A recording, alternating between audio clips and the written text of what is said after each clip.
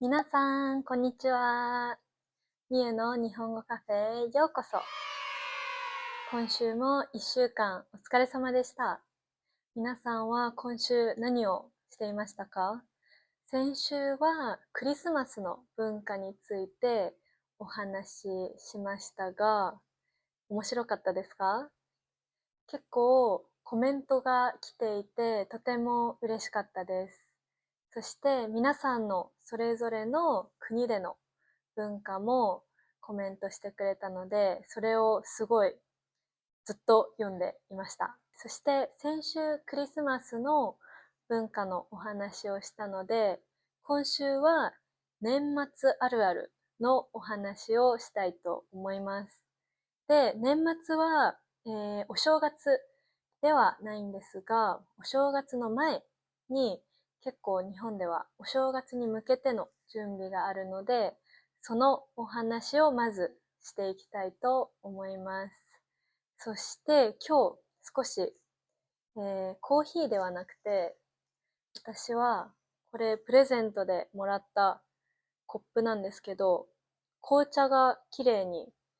見えるので紅茶にしてみました。で、これ全然持っても熱くないので不思議な感じです。とてもお気に入りで、飲んでいる紅茶は私の大好きなルピシアっていうブランドのさくらんぼの紅茶を飲んでいきたいと思います。なので今日はコーヒーか紅茶か片手に今日もたくさんお話ししていきましょう。それでは乾杯。すごい湯気がめっちゃ出てます。うん、美味しい。で、今週は、前回流行語を見ていた時のように、少し iPad を見ながらお話ししていきたいなと思います。で、結構話したいことがたくさんあったので、アイデアをまとめてきました。どんどん年末の空気になってきましたが、皆さんは結構年末は忙しいですか？それともゆっくり過ごしていますか？日本人は、まあ、ゆっくりすると言いつつ、年末はバタバタ忙しくなるのが定番な気がします。そして、今回お話ししていく年末あるあるですが、皆さんはまずあるあるという言葉は聞いたことがありますか？あるあるとは、そういうことよくあるよねという意味で、共感を表す日本語です。で、多くの人が経験する普通の出来事を指すのがあるあるです。なので、今回は特に日本で、日本に住んでいる方が年末に経験する年末あるある、そして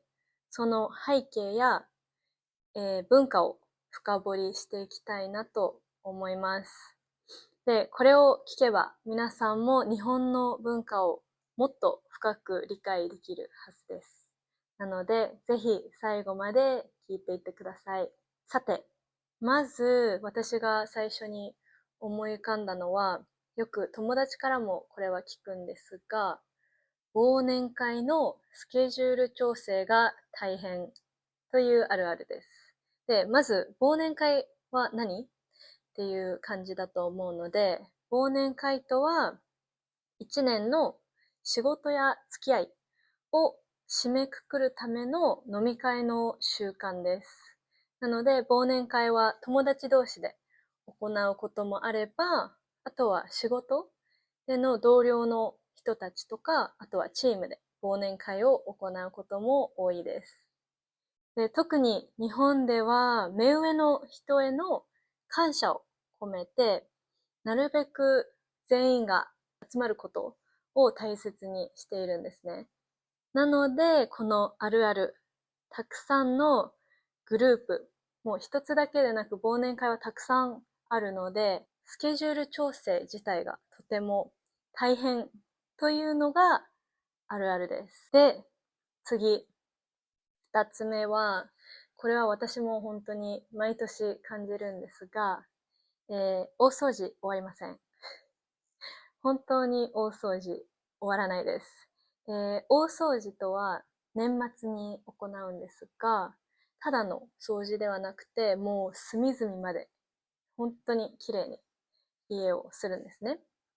で、なんでかというと、普段見えない場所とかをきれいにして、昔行われていたのは、新年に福の神様を迎え入れるためにきれいにしていたんですが、それは今でも伝統として残っていて、年末になると、ほとんどの日本人の家庭では大掃除というものを行います。で、私の家族も大掃除は毎年するんですが、結構物が多いんですね。なので、私たちの場合はまず断捨離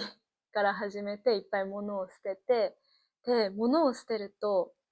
いろいろな家の、床とか壁とかがあらわになるので、そこの次はなんていうんですか、拭き掃除だったり、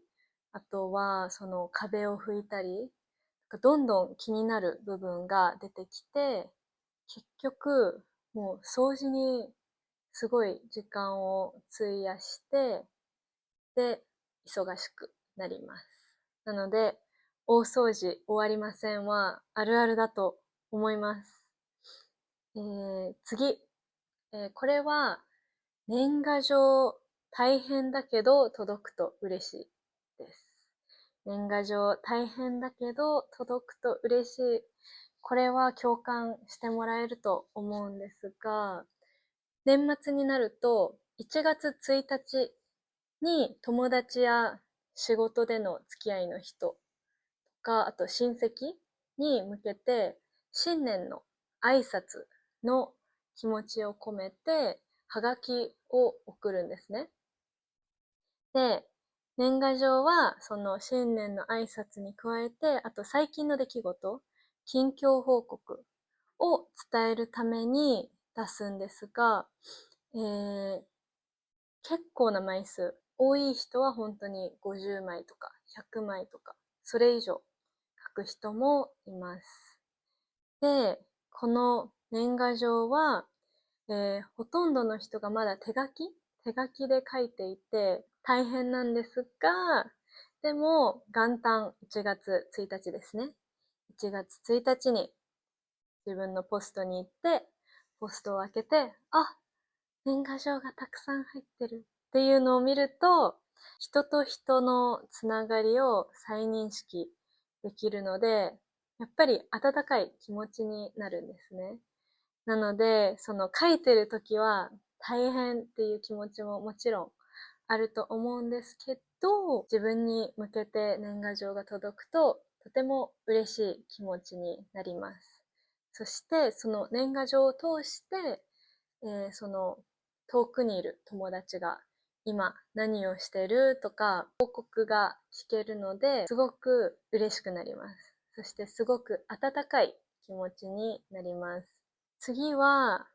大晦日でのあるあるになります。で、大晦日は12月31日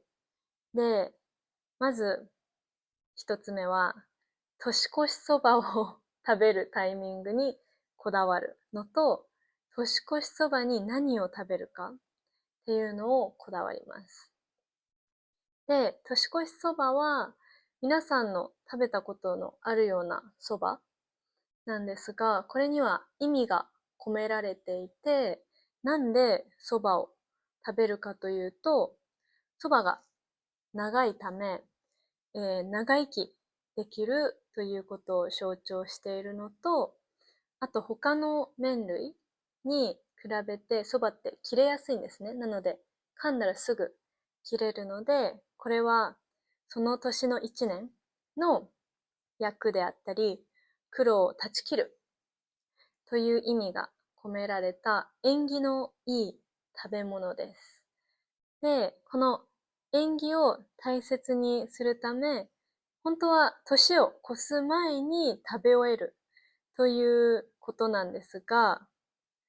えーこのルールがあるため、年末はテレビを見る家庭が多いんですが、あと何分で年越しちゃうから早く食べないとって焦っちゃうのがあるあるです。で、あと、家庭によっては、その次の朝、年越しそばを食べる家庭も多いと思います。もう結構年末ってたくさん食べ物を食べていて、お腹がいっぱいなので、もうそばは入らないという感じの家庭も多いと思います。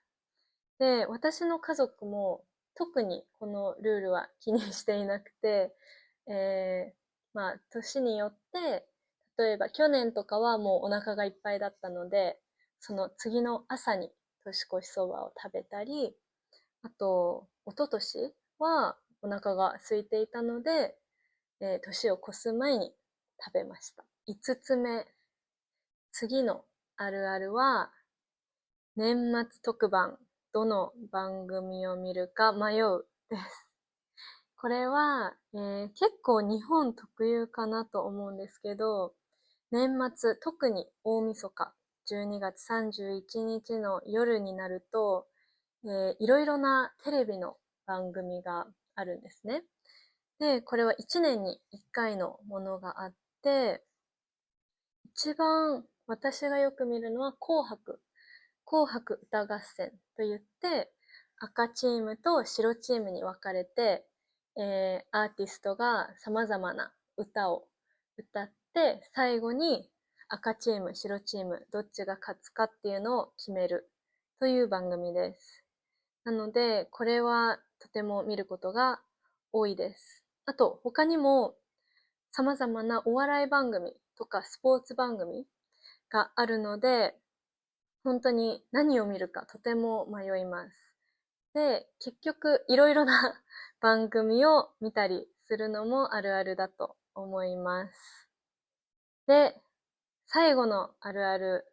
ですが、これはちょっとそばに関連しているんですが、もう圧倒的にお正月や年末はいっぱい食べて太るです。で、もう年末はそれこそ最初にお伝えした忘年会とか、あとその前にもクリスマスがあったり、もう年末に向けていろいろな食べ物を家族とか家庭では買い込んでいるので、もうご馳走が続くんですね、この期間は。日本人にとってこの時期は我慢しないで食べる時という意識が強いため、体重が増えやすいです。そして、年が明けてから今年こそダイエットするぞ、健康になるぞ、と決意をするので、年末年始はもう本当にいっぱい食べます。そして太ります。これはかなりあるあるだと思います。私も特に年末年始はもう食べたいものは全部食べるということを意識して過ごしています。さて、以上が年末あるあるですが、最初からおさらいすると、まず一つ目が忘年会のスケジュール調整が大変です。ということと、あと、私がすごい共感するのは、大掃除終わりません問題と、あと、年賀状は大変だけど届くと嬉しい。あと、年越しそばを食べるタイミングがわからない。あやふやになるというのと、テレビの年末特番、どれを見るか迷う。そしていろいろ見る。というのと、最後はいっぱい食べて太るでした。なので今日は日本の年末あるあるを文化的背景と合わせてたくさんご紹介してみました。皆さんの国の年末あるあるもぜひコメントで教えてください。皆さんは年末はゆっくりしていますか？それともちょっと日本みたいにバタバタしたりしていますか？そして来週はいよいよお正月の話をしたいと思います。私の中ではお正月というと、おせち料理や初夢、あと初日の出とか初詣とかいろいろ話したいことがあるので、また来週も三重の日本語カフェでお待ちしております。それでは今週も三重の日本語カフェへ遊びに来てくれてありがとうございました。いつもいいねやコメントありがとうございます。とても嬉しいです。で、あと、お正月以外にも今年買ってよかった商品の紹介とかもしていきたいなと思っているので、また遊びに来てください。